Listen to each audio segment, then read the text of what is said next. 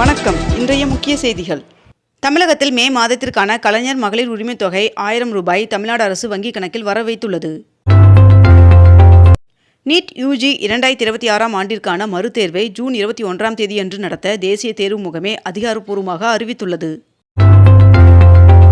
NEET மறுதேர்வு நடத்தும் முடிவை கைவிடக் கோரி பிரதமர் நரேந்திர மோடி அவர்களுக்கு திமுக தலைவர் மு.க.ஸ்டாலின் அவர்கள் கடிதம் எழுதியுள்ளார். தமிழ்நாட்டின் தொழில் நிறுவனங்களின் உயர் அதிகாரிகளுடன் முதலமைச்சர் விஜய் அவர்கள் ஆலோசனை நடத்தி வருகிறார்.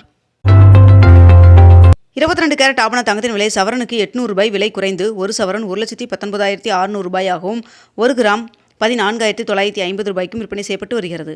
இதனைத் தொடர்ந்து 1 கிராம் வெள்ளியின் விலை கிராமிற்கு 10 ரூபாய் குறைந்து 1 கிராம் வெள்ளி 305 ரூபாய்க்கு விற்பனை செய்யப்பட்டு வருகிறது. வருகின்ற மே 18 தேதி கேரள முதல்வராக வி.டி. சதீசன் அவர்கள் பதவியேற்க உள்ளார். அரசு ஊழியர்களுக்கு மற்றும் ஆசிரியர்களுக்கு 2% அகவிலைப்படியை உயர்த்தி தமிழ்நாடு அரசு அறிவித்துள்ளது.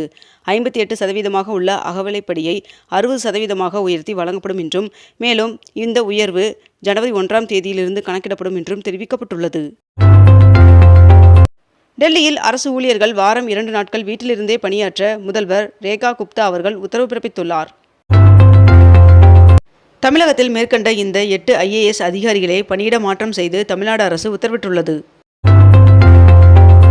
தமிழகத்தில் இன்று கோவை மாவட்டத்தின் மலைப்பகுதிகள், நீலகிரி, ராமநாதபுரம், சிவகங்கை, மதுரை, தேனி மற்றும் திண்டுக்கல் ஆகிய மாவட்டங்களில் ஒரு சில இடங்களில் இடிமின்னலுடன் கூடிய கனமழை பெய்ய வாய்ப்புள்ளதாக வானிலை மையம் தகவல் தெரிவித்துள்ளது.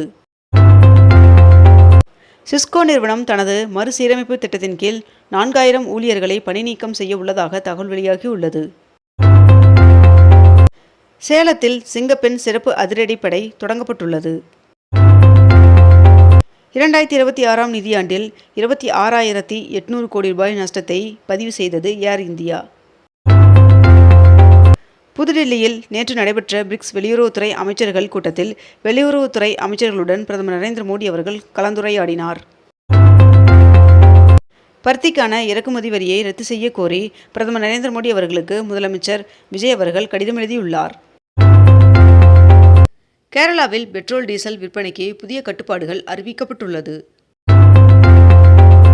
நாடு முழுவதும் 3ஆம் கட்டமாக 16 மாநிலங்கள் மற்றும் 3 யூனியன் பிரதேசங்களில் SIR பணி மேற்கொள்ளப்பட இருக்கிறது என்றும், அதற்கான உத்தரவை தேர்தல் ஆணையம் பிறப்பித்துள்ளதென்றும் தெரிவிக்கப்பட்டுள்ளது.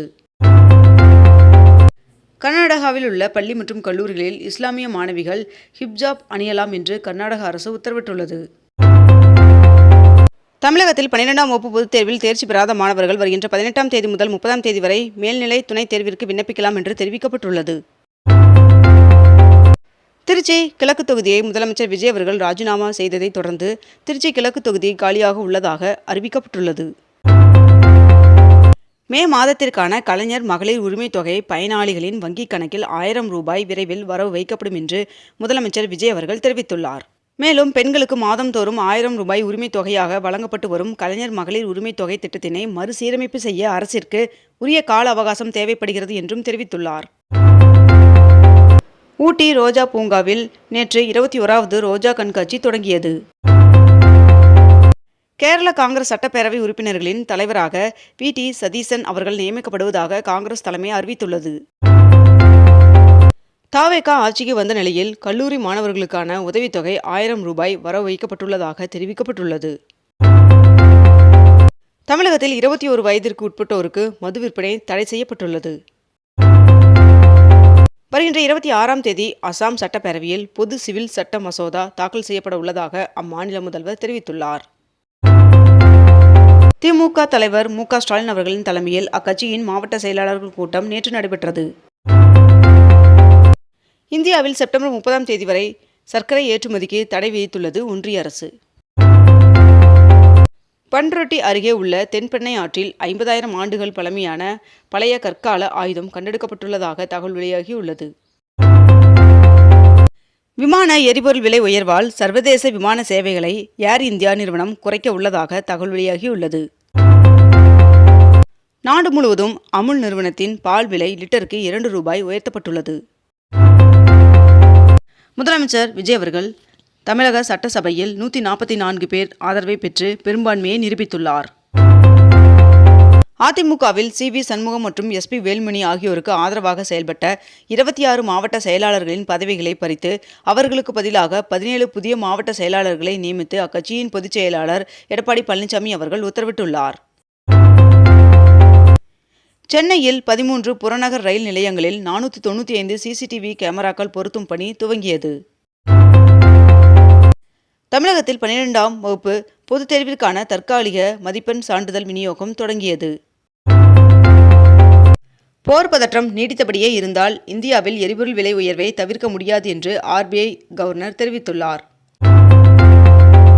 இறக்குமதியை குறைக்கும் 37,500 கோடி ரூபாய் மதிப்பிலான நிலக்கரியை வாயுவாக்கும் திட்டத்திற்கு மத்திய அரசு ஒப்புதல் வழங்கியுள்ளதாக தகவல் வெளியாகியுள்ளது. ரஷ்ய வெளியுறவு அமைச்சர் பிரிக்ஸ் கூட்டத்தில் பங்கேற்பதற்காக இந்தியா வந்தடைந்துள்ளார்.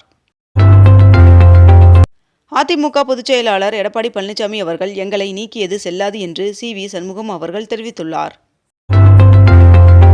தமிழக அரசின் புதிய தலைமை வழக்கறிஞராக விஜய் நாராயணன் அவர்கள் நியமனம் செய்யப்பட்டுள்ளார். 2026-27 ஆண்டிற்கான காரிஃப் பருவத்தில் நெல்லுக்கான குறைந்தபட்ச ஆதரவு விலை குவிண்டாலுக்கு 72 ரூபாயை உயர்த்த டெல்லியில் பிரதமர் நரேந்திர மோடி அவர்களின் தலைமையில் நடைபெற்ற ஒன்றிய அமைச்சரவை கூட்டத்தில் ஒப்புதல் வழங்கப்பட்டுள்ளது. நீட் தேர்வை முழுமையாக ரத்து செய்ய கோரி ஒன்றிய அரசிற்கு முதல்வர் விஜய் அவர்கள் கடிதம் எழுதியுள்ளார். ஜோதிடர் ரதன் பண்டிட் அவர்களின் நியமனம் ரத்து செய்யப்பட்டுள்ளது. எரிபொருள் சிக்கனத்திற்காக தனது பாதுகாப்பு வாகனங்களின் எண்ணிக்கையை குறைக்க பிரதமர் நரேந்திர மோடி அவர்கள் உத்தரவிட்டுள்ளார் என்று தகவல் வெளியாகியுள்ளது. சபரிமலை ஐயப்பன் சுவாமி கோவில் இன்று முதல் 19ஆம் தேதி வரை 5 நாட்களுக்கு சிறப்பு பூஜை நடைபெற உள்ளதாக தெரிவிக்கப்பட்டுள்ளது. தென்மேற்கு வங்கக்கடலில் ஆழ்ந்த காற்றழுத்த தாழ்வு பகுதியாக வலுவடைந்தது என்று சென்னை வானிலை ஆய்வு மையம் தகவல் தெரிவித்துள்ளது. கோடை காலத்தில் தமிழகத்தில் குடிநீர் தட்டுப்பாடு ஏற்படாமல் இருக்க முன்னெச்சரிக்கை நடவடிக்கைகளை மேற்கொள்ள மாவட்ட ஆட்சியர்களுக்கு முதலமைச்சர் விஜய் அவர்கள் அதிரடி உத்தரவு பிறப்பித்துள்ளார்.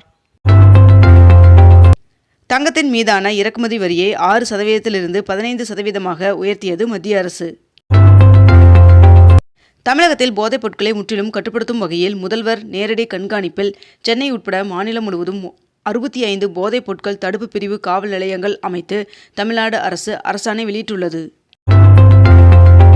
வருகின்ற ஜூன் 1ஆம் தேதி முதல் பெண்களுக்கு இலவச பேருந்து பயணம் என்று மேற்கு வங்கம் அறிவித்துள்ளது. அமீரகம், ஸ்வீடன், நார்வே உட்பட 5 நாட்களுக்கு பிரதமர் நரேந்திர மோடி அவர்கள் வருகின்ற 15ஆம் தேதி முதல் 20ஆம் தேதி வரை 5 நாடுகளில் 6 நாட்கள் அரசுமுறை சுற்றுப்பயணம் மேற்கொள்ள உள்ளார் என்று தகவல் வெளியாகியுள்ளது. இத்துடன் இன்றைய தலைப்புச் செய்திகள் நிறைவடைகின்றன. மேலும் இதுபோன்ற அண்மை தகவல்களை உடனுக்குடன் தெரிந்து கொள்ள அக்னிபூ சேனலை சப்ஸ்கிரைப் செய்து கொண்டு தொடர்ந்து இணைந்திருங்கள். நன்றி, வணக்கம்.